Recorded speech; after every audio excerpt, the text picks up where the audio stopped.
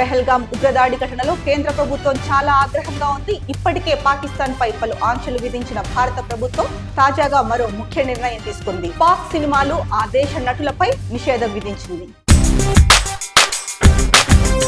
జమ్మూ కాశ్మీర్లోని పెహల్గాం ఉగ్రదాడి ఘటనతో పాకిస్తాన్ పై భారత్ తీవ్ర ఆగ్రహంగా ఉంది.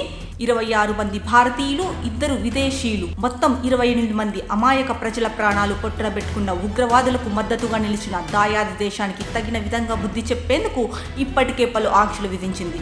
1960 సింధు నదీ జలాల ఒప్పందాన్ని రద్దు చేసి పాక్ గొంతు ఎండబెడుతున్న భారత్ అటారీలోని ఇంటిగ్రేటెడ్ చెక్ పోస్టు కూడా మూసివేసింది. 48 గంటల్లో పాక్ పౌరులు భారత్ విడిచిపోవాలని ఆదేశించింది.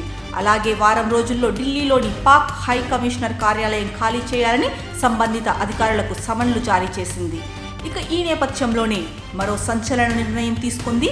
పాక్ సినిమాలు, ఆ దేశ నటులపై నిషేధం విధించింది. ఇందులో భాగంగా పాక్ హీరో ఫవాద్ ఖాన్, భారత నటి వాణి కపూర్ నటించిన అబీర్ గులాల్ సినిమాపై బ్యాన్ విధించింది. 2025 మే 9న ప్రేక్షకుల ముందుకు రానున్న ఈ సినిమా విడుదలకు అనుమతి నిరాకరించింది.